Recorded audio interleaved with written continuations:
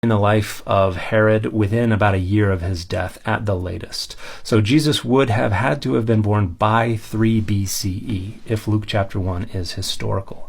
But chapter 2 introduces two critical problems. I've said it before, and I'll say it again. All right, let's see it.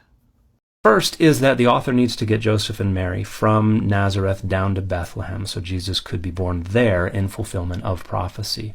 And the method they choose to accomplish that is to say they needed to go back to their ancestral hometown in order to register for this tax. Point out that in addition to point is the fact that the word enrollment in the Edict of G. Fabius Maximus is the epigraph in Greek, the universal language of the eastern half of the Roman Empire. This is exactly the word used in Luke 2:2, translated as taxing, not in the sense of taxation, but in the sense of enrolling or registering for taxation.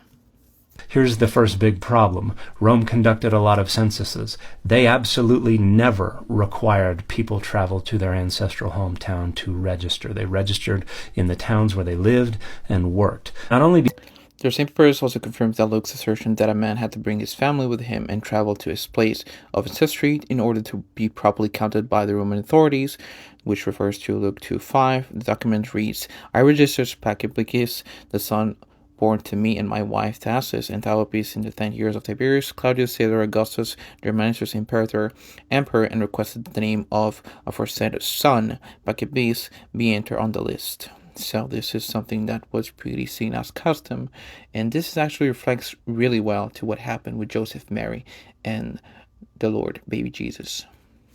You also have, since the enrollment by households is approaching, it is necessary to command all who are any reason are out of their own district to return to their home in order to perform the usual business of taxation. New Archaeology discoveries of the teaching bearing up on the New Testament, New York and London, Funk and Wilgans, page 47. Archaeology of the New Testament, Grand Rapids, Zondervan, page 64. The other problem is even bigger, however. The author says that this happened when Quirinius was governor of Syria. And Quirinius became governor of Syria in 6 CE. Archaeologist Dr. Clifford Wilson also writes, critics challenge the Bible's claim that Quirinius, later spelled Cyrenius, was governor of Syria at the time he was governor at the time of the census 14 years later in 6 AD.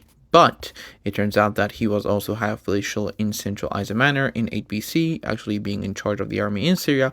It appears that he was able to repulse the local uprising that probably delayed the implementation of the poll tax in Syria for some time.